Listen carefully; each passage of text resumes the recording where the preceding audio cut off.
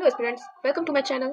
तो जैसा कि आप लोग जानते हैं कि बिहार डीएलएड का रिजल्ट आ चुका है, तो आई होप आप लोग चेक कर चुके होंगे। मैंने चेक कर लिया, और अगर अभी तक आपने चेक नहीं किया है तो मैं डिस्क्रिप्शन में लिंक दे दूंगी, वहाँ पे जाके आप चेक कर लेंगे। कैसे चेक करेंगे वो मैं अभी आपको बता रही हूँ। एप्लीकेशन नंबर आपको जैसे ही आप लिंक पे क्लिक करेंगे एप्लीकेशन नंबर भरना होगा, और वो आपको अपने एडमिट कार्ड पे भी मिल जाएगा, तो वो आप वहाँ से भर लीजिए। उसके बाद आपको डेट ऑफ बर्थ होगा जो आधार कार्ड पे है वही डालना है, स्लैश वगैरह कुछ नहीं डालना है, सिर्फ वो डिजिट्स फिल कर देना है। उसके बाद आपको एक कैप्चा मिलेगा जिसमें कुछ डिजिट्स लिखे होंगे, वो डिजिट्स टाइप करके आपको व्यू पे जाना है। व्यू पे आप जाएंगे तो फिर आपको आपका डिटेल्स आ जाएगा, उसके बगल में स्कोर बोर्ड लिखा होगा। उस स्कोर बोर्ड पे आप क्लिक करके अपना क्लिक हियर टू डाउनलोड होगा, उस पर क्लिक करके आप वो डाउनलोड कर सकते हैं। तो जैसे ही आपका एडमिट कार्ड डाउनलोड हो जाएगा तो आपके मन में कई सारे सवाल चल रहे होंगे, जैसे कि मेरे भी मन में थे, तो मैंने सोचा आप लोग को भी बता दूं।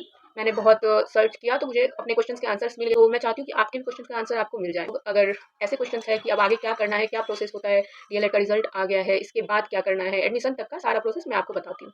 इस वीडियो में हम लोग जानेंगे कि जैसे कि आपका रिजल्ट आ गया है, जैसे आप रिजल्ट वाले स्कोर कार्ड को देखेंगे तो आप अपने डिटेल्स के नीचे देखेंगे ओवरऑल रैंक लिखा होगा।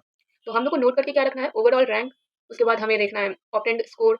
उसके बाद हम देखेंगे कैटेगरी रैंक। ओवरऑल रैंक होता है कि जितने भी एस्पिरेंट्स हैं जो पास किए उसमें आपका रैंक कितना है सब में। और कैटेगरी रैंक होता है कि आप जिस कैटेगरी से हैं, जैसे जनरल से हैं, ईडब्ल्यूएस से हैं, एससी एसटी इन सब से हैं, तो इसमें आप कहाँ स्टैंड कर रहे हैं इन सब के बीच।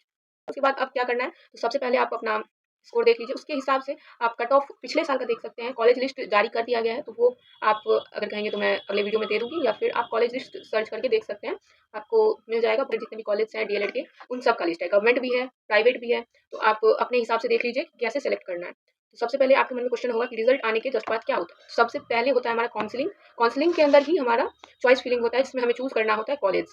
तो उस कॉलेज में आप लोग पहले देख लीजिए कि आपके लिए कौन सा कॉलेज सही रहेगा, कितना मार्क्स है आपका। और सबसे पहली बात, काउंसलिंग में कौन फॉर्म फिलअप कर सकते हैं, तो जो पास कर गए हैं वो काउंसलिंग में फॉर्म फिलअप कर सकते हैं। काउंसलिंग में जो नहीं कर सकते हैं, जो फेल कर गए, तो पास कितने परसेंट पे है। तो अगर आप जनरल से हैं तो आपका पासिंग परसेंटेज है 35%, जो कि हमारा 42 मार्क्स। अगर आपको 42 मार्क्स है तो आप पास कर चुके हैं, आप काउंसलिंग के लिए फॉर्म फिलअप कर सकते हैं। और अगर नहीं है तो फिर आप नहीं कर सकते। और अगर आप अदर कैटेगरी से हैं तो आपको चाहिए 30% मार्क्स। तो 30% यानी कि हमको चाहिए 36 मार्क्स। अगर आप 36 मार्क्स है उससे ज़्यादा है तो आप काउंसलिंग में फॉर्म फिल कर सकते हैं। उसके बाद आता है हमारे मन में क्वेश्चन कि फॉर्म फिल तो कर सकते हैं, लेकिन कॉलेज कैसे चूज़ करें। तो आप सबसे पहले देख लीजिए आपका मार्क्स, पिछले साल का कट ऑफ कॉलेज का। उसके बाद कॉलेज लिस्ट में आपके आसपास का कौन सा कॉलेज है जिससे आपको जाने आने में कोई परेशानी ना हो। जैसे कि आपका 80 प्लस मार्क्स है तो आप अच्छे अच्छे कॉलेज का नाम दे सकते हैं। 90 प्लस है तब तो कोई बात ही नहीं, आप किसी भी कॉलेज का नाम दे दीजिए जो भी आपको चाहिए। अच्छे से अच्छा कॉलेज आपको मिल सकता है। 80 टू 80 अबव है तो आप अपने आसपास के अच्छे अच्छे कॉलेज का दे सकते हैं। आप ऐसे टॉप टू बॉटम आप एक सोच लीजिए कि सबसे अच्छा कॉलेज गवर्नमेंट कॉलेज। सबसे पहले आपको गवर्नमेंट कॉलेज देना चाहिए कि गवर्नमेंट कॉलेज का फी बहुत कम होता है, 40 टू 50 के आसपास आपका हो जाएगा। और तो सेमी गवर्नमेंट में होता है कि आपको 1 लाख के आसपास आपका हो जाएगा। यानी कि 2 साल का जो कोर्स होता है हमारा, तो 2 साल के कोर्स में आपको 1 लाख के आसपास लगेगा, जो 2 ईयर्स में डिवाइडेड होता है। तो अगर आप इतना दे सकते हैं तो आप जाइए, मतलब आपका अगर मार्क्स उतना नहीं है आप सेमी गवर्नमेंट चूज़ कर सकते हैं। तो फिर उसके बाद क्या होता है कि आप चूज़ करते हैं, उसमें फिर एक प्रोसेस होता है कि आपका काउंसलिंग का रिजल्ट आता है। राउंड 1, राउंड 2, राउंड 3, राउंड 4 भी होता है शायद। उसके बाद एक स्पॉट राउंड होता है जिसमें कि जो बचे हुए सीट होते हैं जो उन चारों राउंड में नहीं भरे हैं, तो वो आता है, जिसमें ज़्यादातर प्राइवेट कॉलेज से आते हैं। तो उसमें आपको अगर 50 तक भी मार्क्स है तो आप उसमें ज़रूर देखिए कि अगर कहीं भी सीट खाली है तो वो आपको मिल जाए। और ज़्यादा होता है गवर्नमेंट कॉलेज से, थोड़ा बहुत ज़्यादा होता है, जैसे 40 और डिफरेंस आप जान लीजिए 2 लाख तक का। तो इसके बाद हम जानेंगे कि कॉलेज चूज़ करने में हमें क्या-क्या सोचना चाहिए। सबसे पहली बात कि हमें सोचना चाहिए कि हमारे घर से डिस्टेंस कितना है, या फिर हम जहाँ भी रह रहे हैं वहाँ से डिस्टेंस कितना है। अगर आस-पास में होता है तो हमारा सबसे पहले बचता है जाने-आने का खर्चा, या फिर बहुत दूर में अगर आपका कॉलेज होता है तो आपको वहाँ पे रहना पड़ेगा, क्योंकि जैसा कि हम जानते हैं 75% अटेंडेंस ज़रूरी होता है। तो इसके अकॉर्डिंग आप ऐसा ही कॉलेज चूज़ करें जहाँ पे आप रह सकते हैं, या फिर आपका घर उससे पास हो, जिससे आपको जाने-आने में कोई दिक्कत ना हो। और अगर आपको पास वाला कॉलेज मिल जाता है फिर तो बल्ले-बल्ले, अच्छा है। और अगर दूर का मिलता है फिर आपको वहाँ पे रहने का, खाने का सारा कुछ अरेंजमेंट देखना होगा। और बहुत सारे कॉलेज ऐसे हैं जिसमें कि हॉस्टल फैसिलिटीज़ भी है, तब तो बहुत अच्छा है। गवर्नमेंट कॉलेज भी मिल जाएगा, हॉस्टल फैसिलिटी है तो वो भी अच्छा ही होगा फिर। और उसके बाद हम देखेंगे कि कैसे होता है प्रोसेस उसमें सिलेक्शन का। तो ये जो हमारा काउंसलिंग का रिजल्ट आता है तो वो सबसे पहले अच्छे मार्क्स वाले को चूज़ करेगा। जैसे कि कॉलेज का कट ऑफ कितना गया, उस कट ऑफ में कौन लाइक कर रहा है, कौन सा स्टूडेंट्स उसमें लाइक कर रहे हैं उस कट ऑफ के हिसाब से, तो वो सबसे पहले उस स्टूडेंट को चूज़ करेगा जिसका बहुत अच्छा है, जिसने उस कॉलेज को चूज़ किया है और उसका मार्क्स जिसका अच्छा है, सबसे पहले अच्छे वाले को वो ले लेंगे। तो उसके बाद जो सीट बचेगा वो उससे कम वाले का होगा। और काउंसलिंग के रिजल्ट्स में क्या होता है कि आपका जैसे कि फर्स्ट राउंड में हो गया तो उतना सीट वो फिल हो गया, और अगर किसी ने चूज़ नहीं किया वो कॉलेज तो उसका सीट वो खाली रहता है। वो फिर राउंड 2 में वो जो सीट खाली होता है उसमें भी बच्चे भरे जाते हैं, यानी कि बच्चे सेलेक्ट होते हैं उसमें। तो हो सकता है कि आपको वो कॉलेज मिल जाए राउंड 2 में, फिर राउंड 3 आएगा, अगर फिर सीट खाली है तो फिर राउंड 3 में मुश्किल से ही सीट खाली रहता है गवर्नमेंट कॉलेज का, उसमें ज़्यादातर चांस होते हैं कि प्राइवेट कॉलेज ही होते हैं।